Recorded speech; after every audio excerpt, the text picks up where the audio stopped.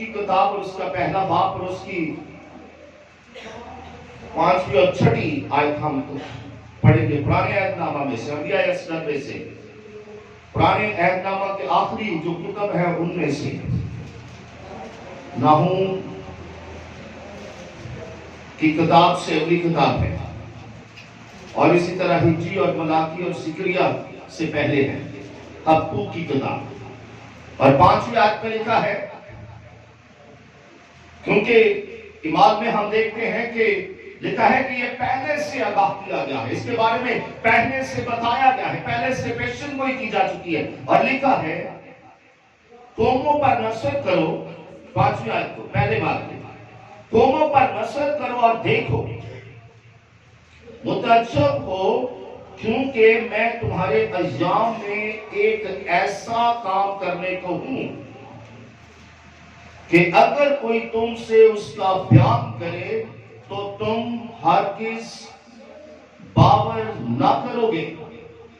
پہلے سے آگاہی دی گئی ہے، پہلے سے بتایا گیا ہے، اور پھر 6ٹھی آیت میں لکھا ہے کیونکہ دیکھو میں کشتیوں کو چڑھا لاؤں گا، وہ ترشرو اور ترک مزاج قوم ہیں جو وسعت زمین سے ہو کر گزرتے ہیں، تاکہ ان بستیوں پر جو ان کی نہیں ہے قبضہ کر لیں۔ پہلے سے آگاہ کیا گیا۔ ایک آخری حوالہ ہم پڑھیں گے، اور زبور 83 زبور اس کی 2، 3 اور 4 آیت۔ یہاں لکھا ہے کیونکہ دیکھ تیرے دشمن ادھم مچاتے ہیں، غور کریں، دیکھ تیرے دشمن ادھم مچاتے ہیں اور تجھ سے عداوت رکھنے والوں نے سر اٹھایا ہے، کیونکہ وہ تیرے لوگوں کے خلاف مکاری سے منصوبہ باندھتے ہیں اور ان کے خلاف جو تیری پناہ میں ہیں مشورہ کرتے ہیں۔ غور کریں سبھی ان باتوں پر، کیونکہ دیکھ تیرے دشمن ادھم مچاتے ہیں اور تجھ سے عداوت رکھنے والوں نے سر اٹھایا، کیونکہ وہ تیرے لوگوں کے خلاف مکاری سے منصوبہ باندھتے ہیں اور ان کے خلاف جو تیری پناہ میں ہیں مشورہ کرتے ہیں۔ انہوں نے کہا آؤ ہم ان کو کاٹ ڈالیں کہ ان کی قوم ہی نہ رہے اور اسرائیل کے نام کا پھر ذکر نہ ہو۔ آمین۔ ہم ابلیس اور اس کی فوجوں کے بارے میں سیکھنے جا رہے ہیں، اور ان حوالہ جات کے اندر ہم نے جن باتوں کو سیکھا ہے یا پڑھا ہے، ابھی ہم اس کے اوپر ضرور بات کریں گے۔ جہاں سیکرٹ یعنی ابلیس کی کچھ ایسی فوجیں ہیں جن کے بارے میں آگاہ کیا گیا ہے، ابلیس کی فوجوں کے بارے میں کہ وہ کیا کر رہی ہے، وہ کس طرح کی، ہر کوئی جاننا چاہتا ہے۔ جب بات ہو گئی ایسی جس کے بارے میں ہم بہتر طور پر نہ جانتے ہوں، تو پھر ہر کوئی جاننا چاہتا اور سمجھنا چاہتا ہے کہ یہ کیا ہے۔ ابلیس اور اس کی فوجوں کے بارے میں بھی ہم نہیں جانتے، اور ہم میں سے بہت سے یہ جاننا چاہیں گے کہ وہ کیا ہے، کیسی ہے، کس طرح سے کام کرتی ہے، ان کے کام کرنے کا طریقہ کیا ہے۔ ہم تھوڑا بہت ابلیس اور اس کی فوجوں کے بارے میں موویز کے اندر دیکھتے ہیں کہ ان کی سٹریٹجیز کیا ہوتی ہیں، کس طرح سے وہ کام کر رہی ہے۔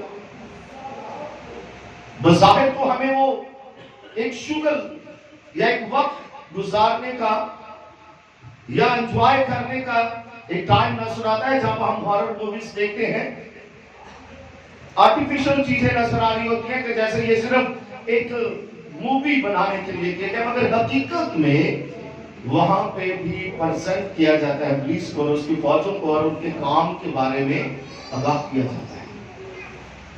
बाइबल मुकद्दस भी हमें बताती है और आगाह करती है कि इब्लीस और उसके मंसूबे, उसकी फौजें किस तरह से है और किस तरह से काम करती है। आगे जाके हम सीखेंगे तो यकीनन हम सब ताज्जुब करेंगे।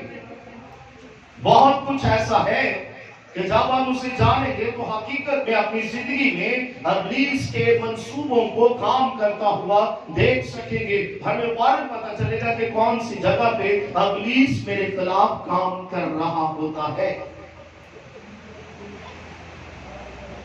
इससे पहले कि हम आगे बढ़े और इन चीजों को सीखें, एक आयत मैं दोबारा से दोहराना चाहता हूं और चाहता हूं कि पहले हम इस बात को सीख लें।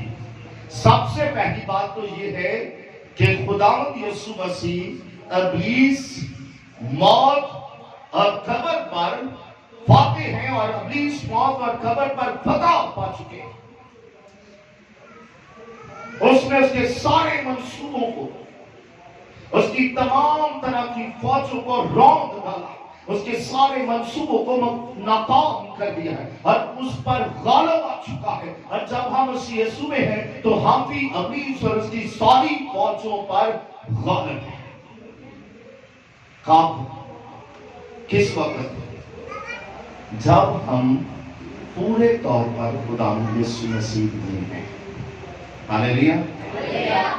जब हम उस पर ईमान रखते हैं तो हम जीत चुके हैं, मगर इस जीत को, इस फतह को यकीनी बनाने के लिए हमने बाइबल मुकद्दस को जानना है और सीखना है, ताकि जो फतह 2000 वर्ष पहले ही खुदा यीशु मसीह ने मेरे और आपके लिए सलीब पर अपनी जान देकर और फिर मुर्दों में से जिंदा होकर जिस फतह को रिसीव किया, हासिल किया है, उस फतह को हम भी यकीनी बनाने के लिए हमने बाइबल मुकद्दस को जानना और सीखना है कि किस तरह से खुदावंद यीशु मसीह इब्लीस और उसकी फौजों पर फातेह है और हम भी किस तरह से इब्लीस और उसके तमाम तरह की फौजों पर गालिब आ सकते हैं। हालेलुया। मेरे साथ एक हवाला पढ़े, हमने पिछली बार भी उसे पढ़ा, इस्तिस्ना की किताब और उसका 18वां बाब।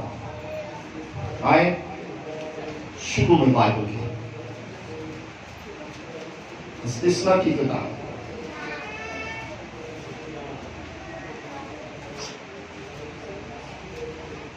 जिस किसी ने निकाला होगा तो खड़ा होकर पढ़ सकते हैं सवाल, उसकी 9वीं आयत से जी, ये गौर से सुनेगा। और उसका 18वां बाब और उसकी 9वीं आयत से चंद आयत हम पढ़ेंगे। इससे पहले कि हम मजीद आगे बढ़े और इब्लीस और उसके मंसूबा और उसकी फौजों के बारे में जाने, हम देखते हैं कि हम किस तरह से यीशु मसीह में होकर इब्लीस और उसके मंसूबों पर गालिब आ गए। जब तू उस मुल्क में जो खुदावंद तेरा खुदा तुझको देता है पहुंच जाए तो वहां की कौमों की तरह मकरूह काम करने ना सीखना। तुझ में हरगिज कोई ऐसा ना हो जो अपने बेटे या बेटी को आग में जलवाए, या फांगी या शगुन निकालने वाला, या अफसूनगर या जादूगर या मंत्री या जिन्नात का आशना या रुमाल या साहिर हो, क्योंकि वो सब जो ऐसे काम करते हैं खुदावंद के नजदीक मकरूह है और उनके मकरूहात के सबब से खुदावंद तेरा खुदा उनको तेरे सामने से निकालने पर है। तो खुदावंद अपने खुदा के हुजूर कामिल रहना। आमीन। जहां चंद नसीहतें की गई हैं, जहां उस फतहबंदी के लिए जिससे हम इब्लीस और उसके सारे मंसूबों पर गालिब आ सकते हैं, आगाह किया गया है। कलाम मुकद्दस में लिखा है, अभी हमने देखा कि तुम्हें नबियों के वसीला से पहले से ही आगाही दी जा चुकी है। पहले से ही तुझे बताया गया है, पहले से ही तुझे आगाह किया गया है, नबियों के वसीला से इस बात को तुम पर जाहिर कर दिया गया है। और लिखा है खुदा बनी इसराइल से मुखातब है, खुदा हमारे बाप दादा से मुखातब है, और खुदा कहता है कि कब तुम ये फतह हासिल करोगे कि जब तुम उस मुल्क में जो खुदावंद तेरा खुदा तुझको देता है, जब तुम वहां पहुंच जाओ, जब तुम खुदावंद यीशु मसीह में हो जो तुम्हारा निजात दहिंदा है, जब तुम इस बात को जान लो, जब तुम इस भेद से वाकिफ हो जाओ, खुदा मुझसे और आपसे भी मुखातब है, बनी इस्राएल कौम की तरफ खुदा बनी इस्राएल कौम से कहता है कि जब तुम उस मुल्क में, उस जगह पर जो मैंने तुम्हारे लिए मुकर्रर की है, जब तुम वहां पहुंच जाओ तो तुमने क्या करना है। खुदा मुझसे और आपसे कहता है जब तुम खुदावंद यीशु मसीह को जो तुम्हारा निजात दहिंदा है, जब तुम उसे जान जाओ तो फिर तुमने क्या करना है।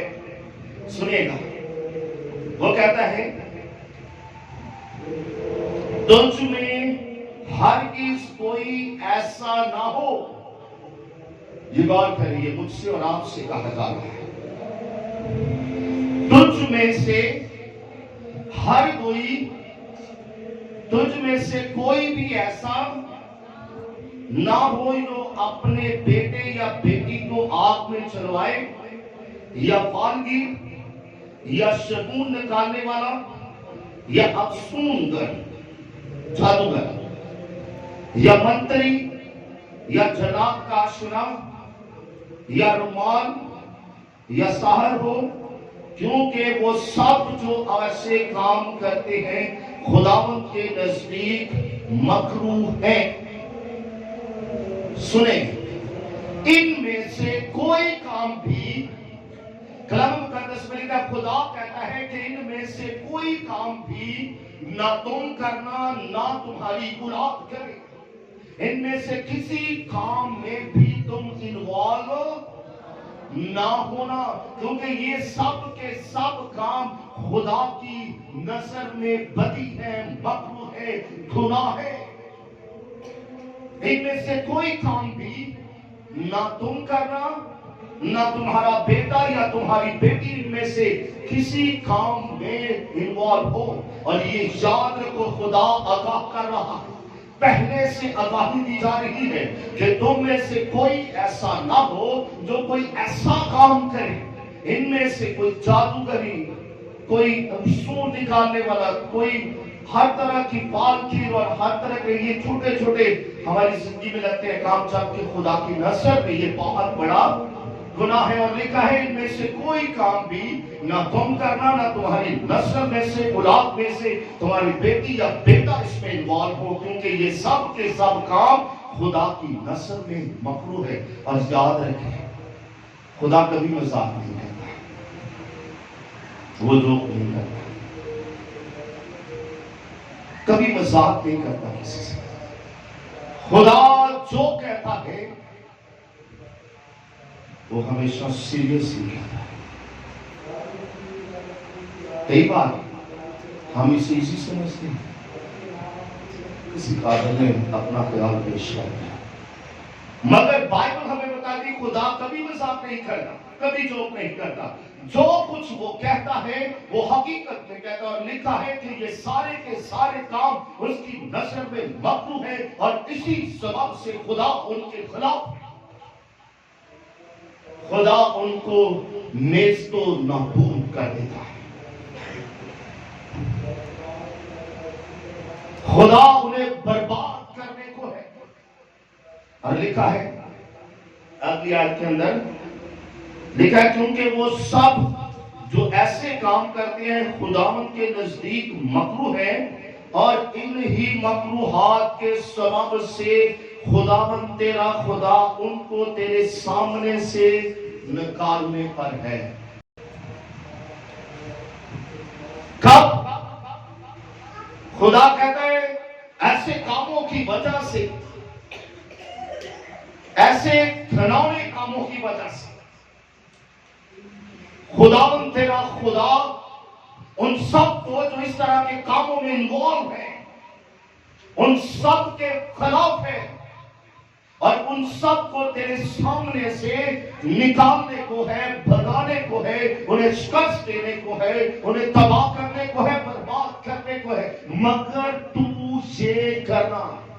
غور کریے گا، خدا پھر سے ایک بار پھر سے نصیحت کر رہا ہے۔ خدا کہتا ہے کہ ان میں سے کوئی کام ایسا نہ ہو جو تو یا تیری نسل میں ہو رہا ہو، اس لیے کیونکہ یہ سارے کے سارے کام مکروہات کے ہیں اور اسی سبب سے خدا کا ہاتھ ان سب کے خلاف ہے، مگر تو یا تیری نسل میں کوئی ایسا نہ ہو۔ تو کیا کرنا؟ غور کریے گا، لکھا ہے 13ویں آیت کو پڑھے تو لکھا ہے 14ویں آیت میں، 13ویں میں، تو خداوند اپنے خدا کے حضور کیا کرنا؟ کیا کرنا؟ کامل کہنا۔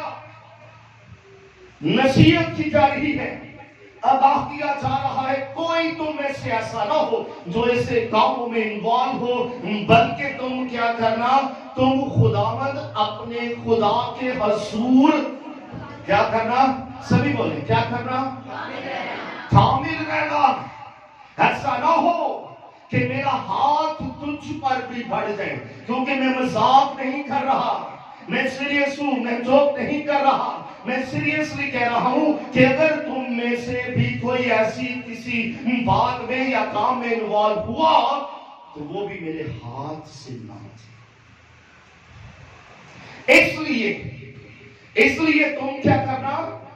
خداوند اپنے خدا کے حضور وفادار ہے، ان میں سے کسی کام کی طرف نہ جانا ورنہ مارے جاؤ گے۔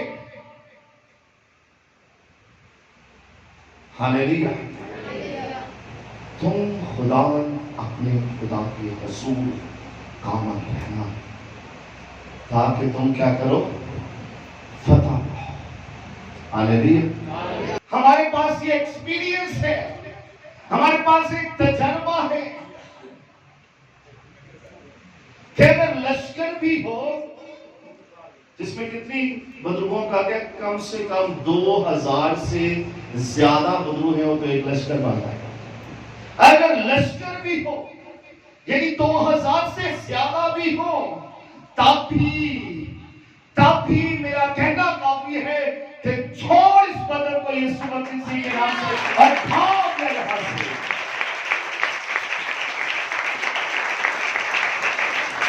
کیونکہ کلام میں لکھا ہوا ہے، یسوع مسیح کو جب اس شخص نے دیکھا جس کے اندر لشکر ہے اور وہ اس کے قدموں میں گر جاتا اور معافی مانگنا شروع کر دیتا ہے، تو آج بھی ہمارے پاس یہ ایکسپیرینس ہے کہ اگر 2000 سے زیادہ بھی ہوں تو کیا فرق پڑتا ہے؟ ہمارے پاس وہ ہے جو سب سے بڑھتا ہے۔ ہاللیلویا، آمین۔